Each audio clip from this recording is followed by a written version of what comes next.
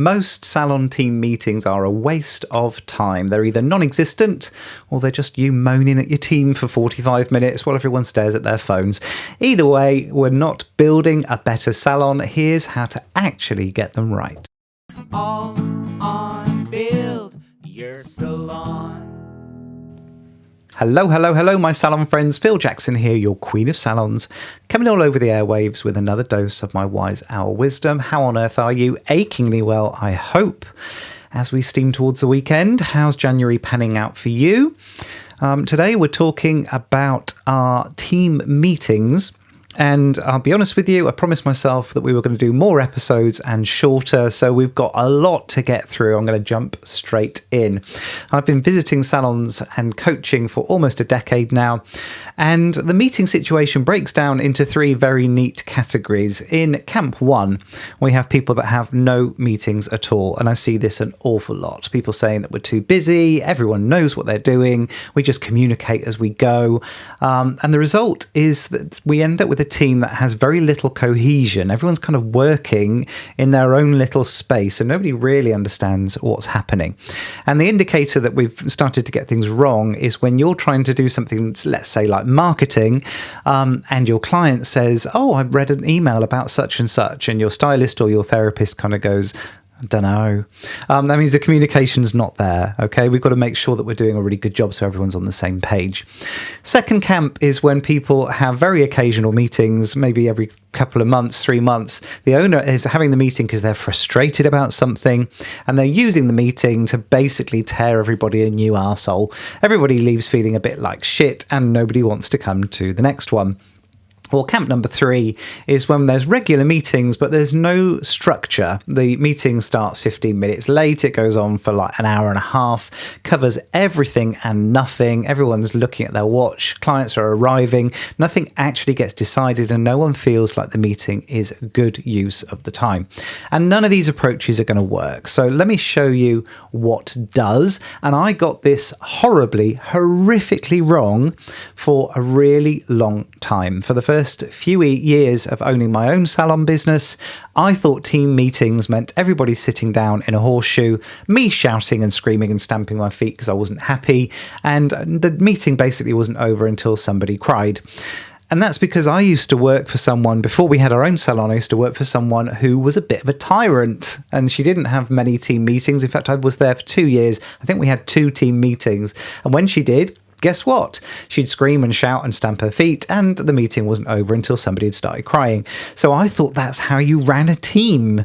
And it was only when I realised that people were starting to dread my team meetings, and they wondered why they were turning up at all. And I was wondering why morale was so awful, that I realised I was actually destroying what I was trying to build. So don't do what I did. Let's do what I learned instead. So the framework that I teach is, firstly, we need to look at frequency, and I would start with monthly team meetings, but you've got to make these non-negotiable. They don't necessarily have to be on the same day each month. If you've got some people that work Monday to Friday and some people that work Tuesday to Saturday, try and catch people when most of your team's in, and if you can't get everybody, then move the meeting around the week a little bit. So do it Monday one time and Thursday another time, so that you're not missing the same people every single time. Get it in people's columns and communicate how important that meeting is. We don't take bookings. Even if it's Doris who's been coming to the salon for 25 years who wants that slot, she can't have it. We need to communicate with our team that this is important, this is sacred turf.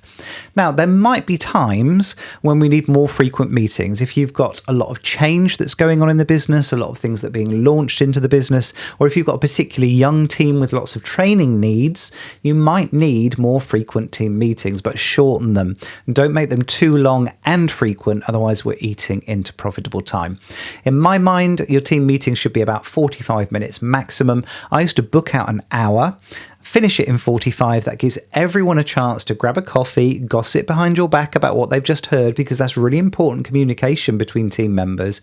It prevents that rambling that goes on, but it also prevents spillover. We haven't got clients turning up while you're still wrapping up your team meeting. If you can't cover it in 45 minutes, you're probably not getting organised enough. I like my meetings at the beginning of the day when everyone's fresh. I try to put them on at the end of the day. Everyone's just looking at their watch. They just want to go home.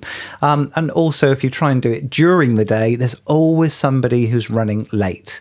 So we don't want people arriving. We don't want clients around when we're having these team meetings. Let's do it before everyone gets busy, when energy's high and no one's checking the watch.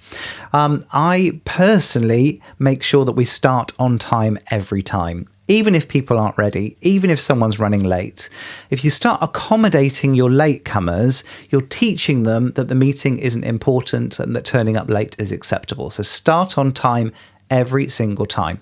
What are you going to talk about in your team meetings? Well, it's a training opportunity. So product training, for example, if you've got new products coming in, products that aren't selling well, this is the perfect time to get everybody on board. If you've got promotions coming up, educate your team about the promotions that you've got going on. Any marketing going out this month, don't send it as an email or as an SMS or as a Facebook post until your team knows about it first, because it's embarrassing when a client knows about your promotion and your team member doesn't. Also a great opportunity to celebrate wins, positive reviews, read them out, share them. Anyone who went above and beyond in the name of success, personal achievements, make people feel good about working for you. And then any brief updates, anything that we've got that's out of the ordinary, any diary changes, any operational stuff too.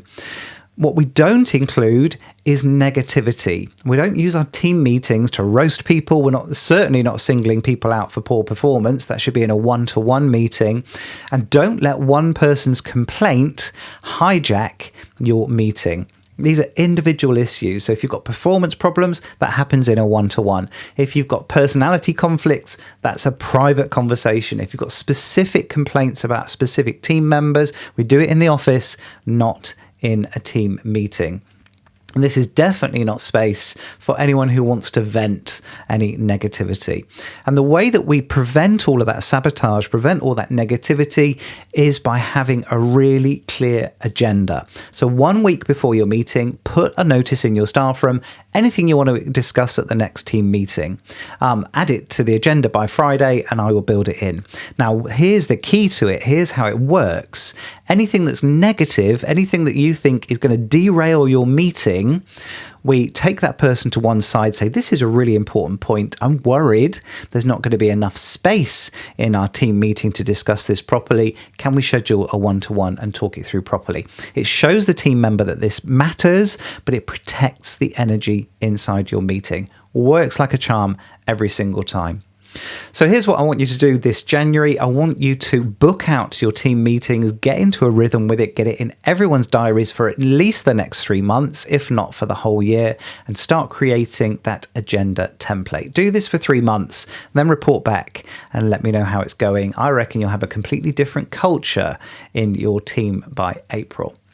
So team meetings aren't optional. They're how we build culture. They're how we share information, how we keep everyone moving in the same direction. But what have I missed? I haven't got all of the answers. Reach out and let me know. phil@buildyoursalon.com. My email scrolling at the bottom of the screen right now. If you'd like my help with building these systems into your team, into your salon business, my details are in the description box underneath this video.